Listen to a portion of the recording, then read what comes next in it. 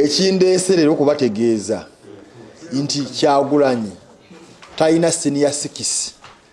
tasobola kwesima kuba president kuba teyasoma talina mukaaga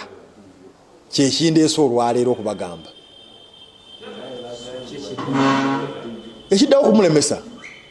kumulemesa kugenda kuba pepa ngenda kuwandika byabakama mugambe nti oyo talina makulu era mulage n'omulaga lwaki mpapula njingirira amanya gakyukakyuka ebintu byabina byakukyanga bukyanzi kati omuntu gwe ogosobola nominating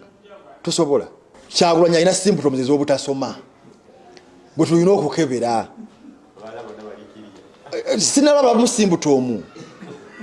bwe ndiziraba mu muganda wange Joseph Mabilizi nga naye mwaza nga mujjako sample okitegeera symptom bwe tuziraba mwayine nga tomujjako ki sample kati symptoms z'obutasoma zirabikidde mu Kyagulanyi kitwava tujjako sample tugende ku commission tulabeko netuwa era sample tugenza okuzeekenneenya nga ziri positive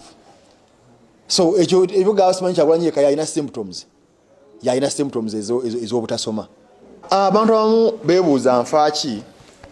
mu ssemateeka ono waliwo wano akawaayiro duties of a citizen mu constitution ya Uganda paragraph Roman 19 ekisooka bagamba citizen